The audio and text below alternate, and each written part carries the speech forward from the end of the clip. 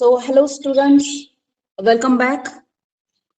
Today, we are going to see the poem The Inchcape Rock, written by Robert Southey.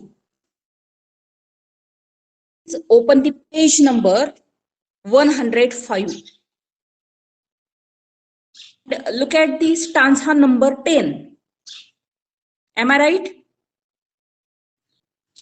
Down sung the bell with a gurgling sound. The bubbles rose and burst around. Quoth Sir Ralph, the next who comes to the rock on. So, my dear student, this stanza indicate wickedness, or we can say evilness, of Sir Ralph D. Rower. या कडव्यामधून तुम्हाला sir Ralph D rover याचा दुष्टपणा लक्षात येईल. So first of all, see the new words. First word, that is sunk. Sunk म्हणजे बुडणे. Then second word, that is gurgling. Gurgling म्हणजे पाण्याच्या बुडबुडीने बनवलेले ध्वनी.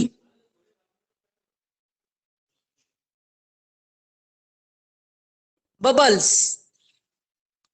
Bubbles पुढे. Down sunk the bell with a gurgling sound. The bubbles rose and burst around. As soon as he cut bell go down into the deep water, making a gurgling sound, the bubbles come out on the water surface burst at once. म्हणजे sir Ralph याने ती Inchcape bell कापतात घरघर असा आवाज करत ती Inchcape bell पाण्याच्या खाली खोल गेली आणि पाण्याच्या पृष्ठभागावरती बुडबुडे होत होते आणि ते एकाच वेळेला फुटत होते. See the next line, line number 3. Quoth Sir Ralph, the next who comes to the rock, won't bless the abbot Brothup.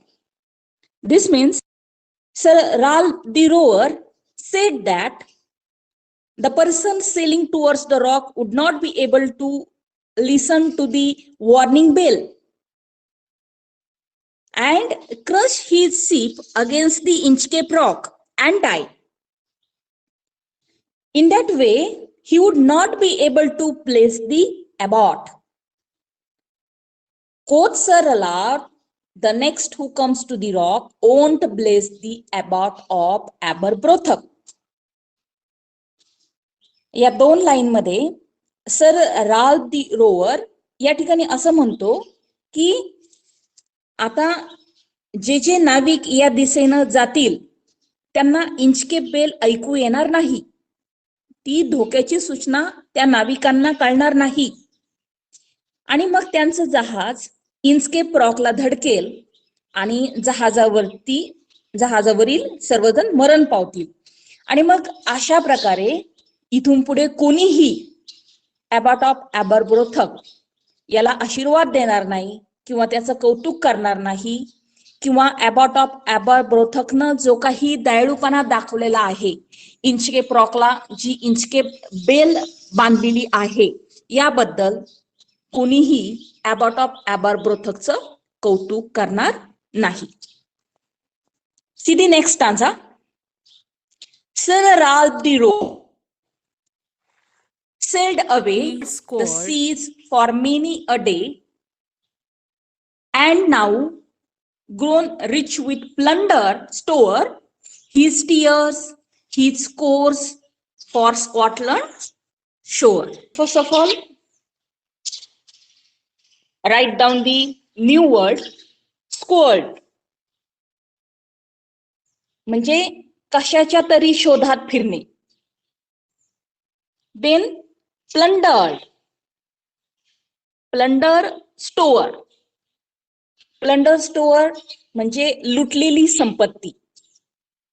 Next word स्टिअर्स, स्टिअर्स म्हणजे जहाजाचा मार्ग दाखवणं. सर राल्फ दी rover sailed away.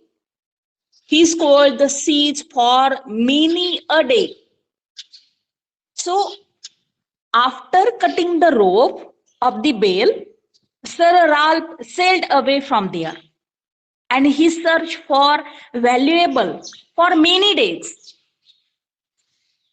Sir Ralph D rover याने ती इंचकेपची दोरी कापून टाकल्यानंतर sir Ralph दूर निघून गेला आणि बरेच दिवस सर राल्फ समुद्रावर दूर आंध्रापर्यंत जात होता. आता या पाठीमागचं कारण काय होतं? So C the next line. And now grown rich with plunder store, he steered his course for Scotland shore. So Sir Ralph searched for valuable for many days and he became a rich person with the plunders, means looted valuable things. One day he was on his way to Scotland beach. Okay. आता सरळ Ralph हा समुद्रात लांब लांब जाण्यापाठीमागचं कारण काय होतं? तर तो त्या समुद्रातील मौल्यवान गोष्टीचा शोध घेत होता आणि बरेच दिवस त्या लुटलेल्या संपत्तीमुळे सर राल्फ ही अत्यंत श्रीमंत व्यक्ती झाली होती. आणि त्यानंतर सर राल्फ स्कॉटलंडच्या समुद्र किनाऱ्याकडे तो वळला. आता हा सर राल्फ डी रोवर समुद्रामध्ये कशासाठी जायचा? तर समुद्रातील मौल्यवान गोष्टी, plunder store, plunder store valuable things, मौल्यवान गोष्टी शोधण्यासाठी तो जात असे आणि त्यामुळेच ही श्रीमंत व्यक्ती बनलेली आहे. So thick a haze overspreads the sky. They cannot see the sun on high.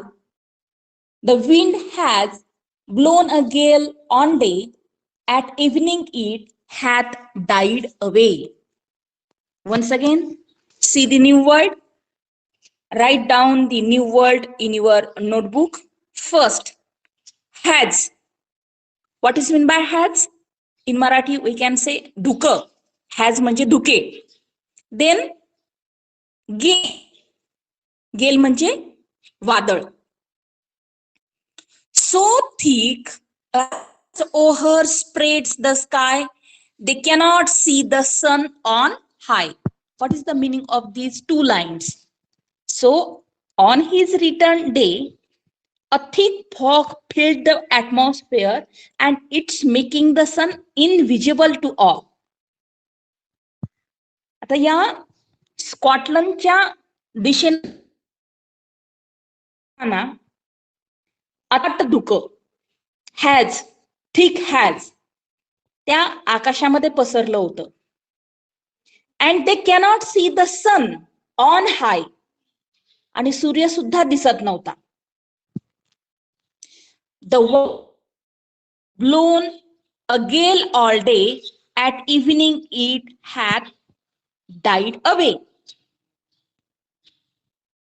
So a fast wind had also blown throughout the day, but it became still at the evening time came near. The wind had blown a gale all day, at evening it had died away. म्हणजे वारा सुद्धा अत्यंत वादळी वाहत होता. मात्र संध्याकाळच्या वेळेस at evening it had died away, संध्याकाळच्या वेळेस मात्र हा वारा थांबला होता, वारा शांत झाला होता. आणि आता संध्याकाळ झाली आहे आणि सर राल्फ आणि त्यांचे सहकारी अजूनही प्रवास करत आहेत. Then see the next stanza. On the deck the rover takes his stand, so dark they see no land. Quoth Sir Ralph, it will be lighter soon, for there is the dawn of the rising moon. On the deck the rower takes his stand, so dark it is they see no land. So Sir Ralph, the rower, stood on the deck, and they cannot see any land nearby. Sir Ralph त्या जहाजाच्या डेकवर म्हणजे त्या जहाजाच्या वरच्या बाजूला जाऊन उभा राहिला आणि तरी सुद्धा त्याला जवळपास जमीन काही दिसत नव्हती आणि सर्वत्र अंधार पडलेला होता. Quoth sir Ralph, it will be lighter soon, for there is the dawn of the rising moon. So sir Ralph remaining optimistic, and he said that it would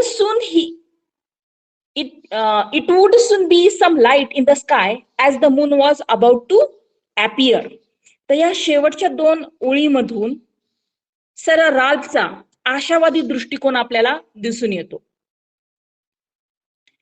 तो आपल्या सहकाऱ्यांना या ठिकाणी धीर देताना दिसतो की तो आपल्या सहकाऱ्यांना सांगतो की आता थोड्याच वेळात प्रकाश पडेल.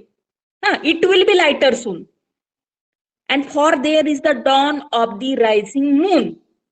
आणि आकाशात चंद्र सुद्धा आपल्याला दिसू लागेल.